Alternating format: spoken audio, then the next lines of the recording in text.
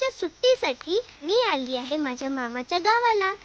हे आहे आमच्या अंगणातील नारळाचं झाड. तुम्ही पाहू शकता या झाडावर 70 ते 80 नारळ आहेत. झाडावरून नारळ काढून घेतली आहेत. पण ही नारळ कशी सोलायची? त्यासाठी माझ्या आजोबांनी नारळ सोलायची मशीन तयार करून घेतली आहे.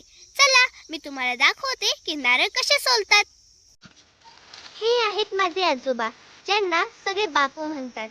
तर माझ्या बापूनी हे गावातील लोहाराकडून ही मशीन बनवून घेतली आहे, ज्याने ते आता नारळ सोलत आहेत.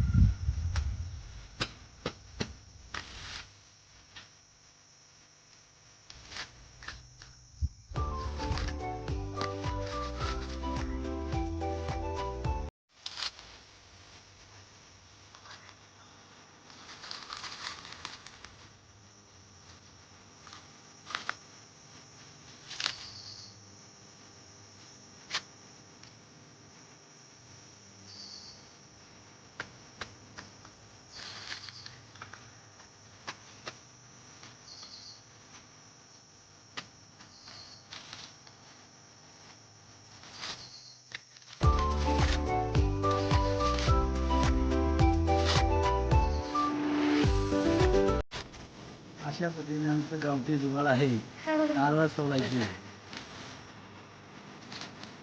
छानपैकी नारळ म्हणजे आणि आता आमच्या नातीला खाण्यासाठी आम्ही सोललेलं आहे. आता ते आता कॅच घेत आहे.